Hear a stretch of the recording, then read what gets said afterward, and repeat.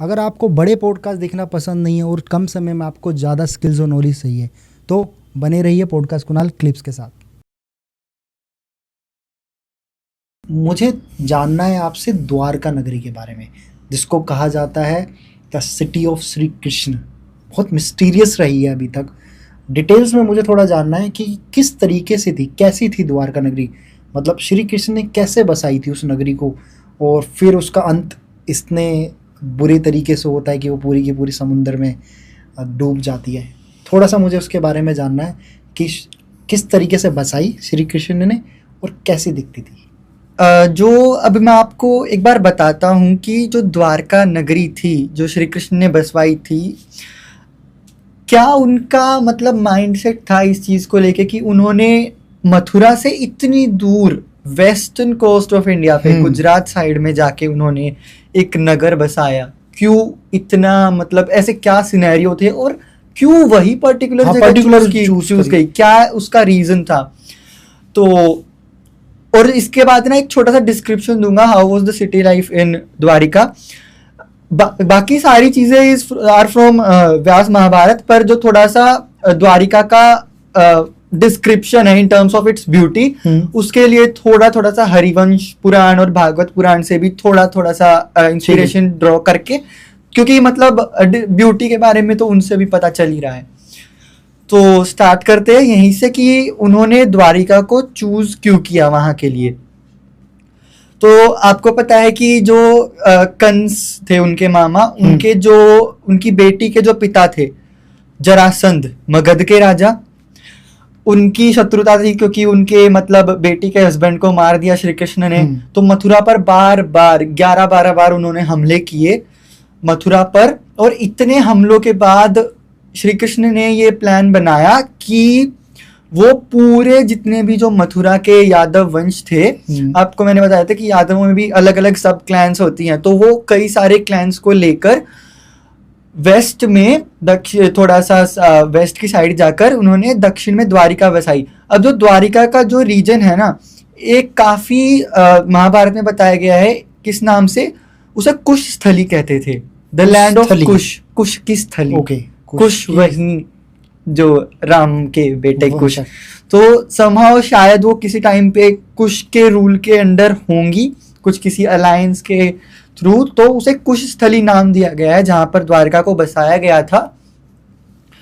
समुद्र और गोमती नदी के पास में ये नगरी बसाई गई थी। डिस्क्रिप्शन ऐसे आता है कि जब द्वारका को बसवाना था तो विश्वकर्मा ने एक दिन में उन्होंने द्वारका का पूरा मतलब प्लान आर्किटेक्चर डिजाइन कर लिया था।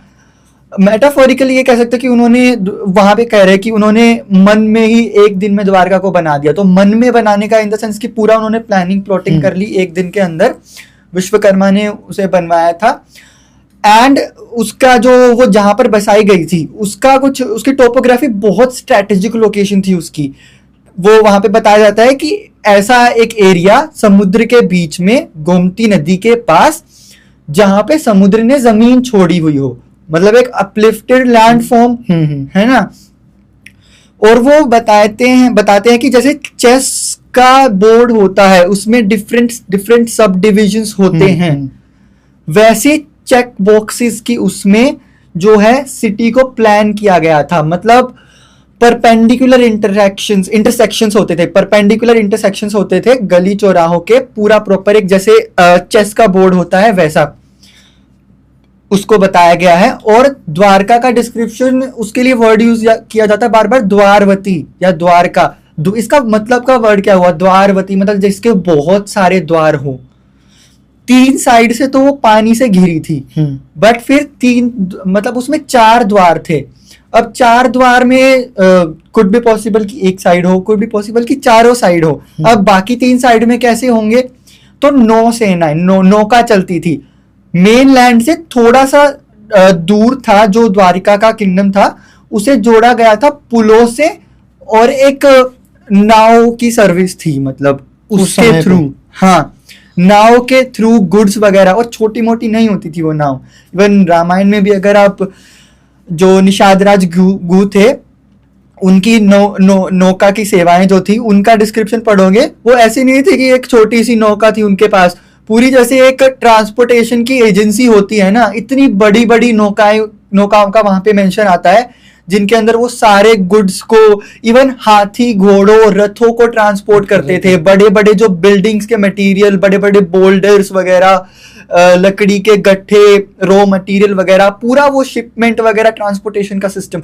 तो ऐसा सिस्टम था, उसी के थ्रू नगर में पूरा जो स्टोरेज ट्रेड करने का सामान और जितना भी स्टोरेज का सामान था वो लाया जाता था, और उसी के थ्रू एक तरह से हम कह सकते हैं फेरी सर्विस चलती थी मतलब मेनलैंड से उनके जाने की तरफ। तो कुड बी पॉसिबल कि एक द्वार तो मेन जो पुलों से जोड़ता हो और बाकी फिर नौका से।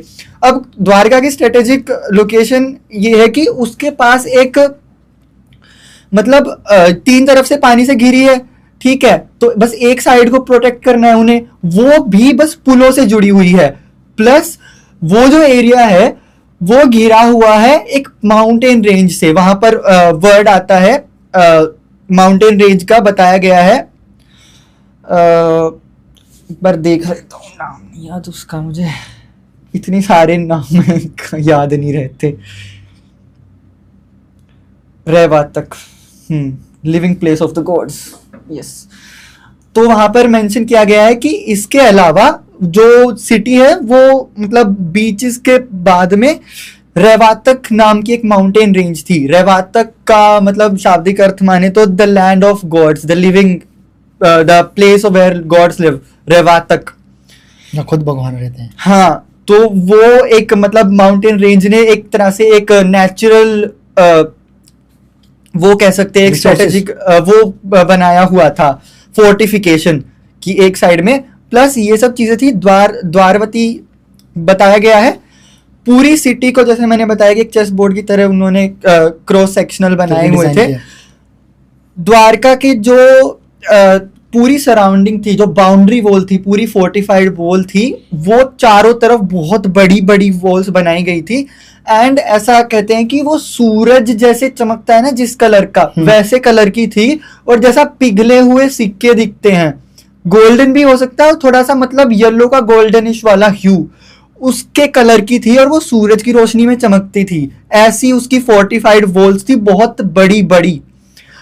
और ये मैं अब जो आपको मेंशन मतलब डिस्क्रिप्शन, अब जो मैं आपको डिस्क्रिप्शन बताऊंगा वो है हरिवंशा से, कि जब नारद मुनि द्वारका को देखने आते हैं कि श्री कृष्ण यहाँ पे कैसे रहते हैं, तो ये वहां पे डिस्क्रिप्शन है कि वो देख रहे हैं कि इतने मतलब गगनचुंबी इमारतें, 3 स्टोरीड 4 स्टोरीड ऐसे हाउसेस हैं, और मतलब कैसे कैसे महल हैं कि जो मेन महल है वो बिल्कुल बीचों बीच में, उसमें वाइट मतलब उनको वो जैसे धूप में चमकते हैं ना वैसे मतलब पत्थर से बने हुए हैं, और उनके अंदर सिल्वर का वर्क, एमरल्ड जो ग्रीन कलर का पन्ना होता है वो जेमस्टोन्स, और इसके अलावा मतलब मेन 3 इन पे ज्यादा फोकस किया गया है, सिल्वर, एमरल्ड ग्रीन और मतलब वाइट मार्बल कह सकते हैं, सैंडस्टोन टाइप कुछ मटेरियल, मतलब वाइट बताया गया है, और गोल्ड का मतलब वर्क है द्वारका में, द्वारका के मेन महलों का। वो बताता है कि वहां पर ऐसे बहुत सारे हजारों महलों का डिस्क्रिप्शन है कि उनकी अलग अलग जो किंग क्लैंस थी उन सभी के महल थे। कृष्ण का अलग महल, उनकी पत्नियों का अलग महल था, जो अलग अलग क्लैंस के वॉरियर्स थे वो अलग अलग थे। फिर ये मेंशन है कि ये घरों का तो ये मेंशन है कि बहुत बड़े बड़े, ऐसा लगता था कि जैसे आसमान को चूमती हुई इमारतें हैं।